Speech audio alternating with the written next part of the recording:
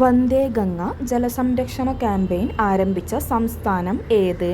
A. Kerala, B. Gujarat, C. Rajasthan, D. Maharashtra.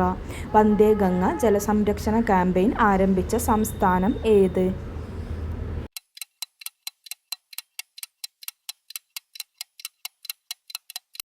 ഉത്തരം C. Rajasthan. വന്ദേ ഗംഗ ജലസംരക്ഷണ campaign ആരംഭിച്ച സംസ്ഥാനം രാജസ്ഥാനാണ്.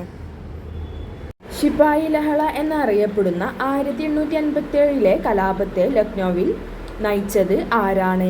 A. Begum Hazrat Mahal, B. Rani Lakshmi bye, C. Nana Sahib, D. Tantia Tope.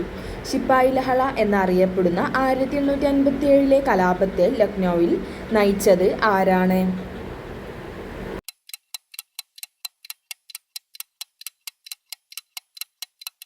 ഉത്തരം എ. ബീഗം ഹസ്രത്ത് മഹൽ.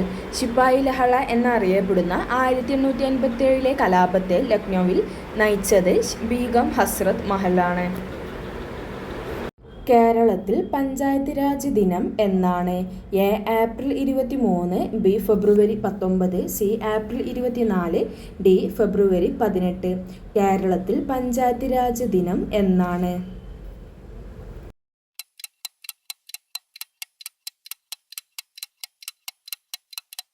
ഉത്തരം ഫെബ്രുവരി 19.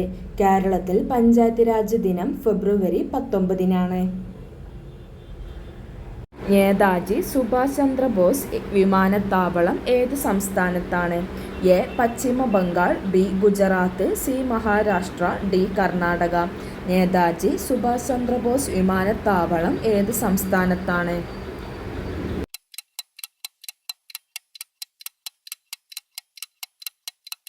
ഉത്തരം എ. പശ്ചിമ ബംഗാൾ. നേതാജി സുഭാഷ് ചന്ദ്രബോസ് വിമാനത്താവളം ഏത് സംസ്ഥാനത്താണ്? പശ്ചിമ ബംഗാൾ. ലോകത്തിലെ ഏറ്റവും ഉയരം കൂടിയ വേലിയേറ്റങ്ങൾ ഉണ്ടാകുന്ന രാജ്യം ഏത്? A. India, B. Canada, C. Sri Lanka, D. China. ലോകത്തിൽ ഏറ്റവും ഉയരം കൂടിയ വേലിയേറ്റങ്ങൾ ഉണ്ടാകുന്ന രാജ്യം ഏത്?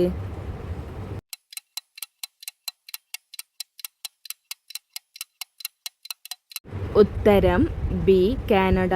ലോകത്തിൽ ഏറ്റവും ഉയരം കൂടിയ വേലിയേറ്റങ്ങൾ ഉണ്ടാകുന്ന രാജ്യം കാനഡയാണ്.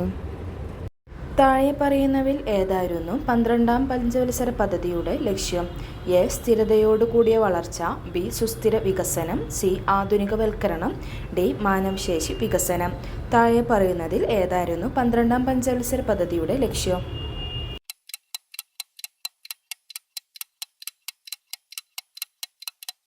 ഉത്തരം ബി. സുസ്ഥിര വികസനം.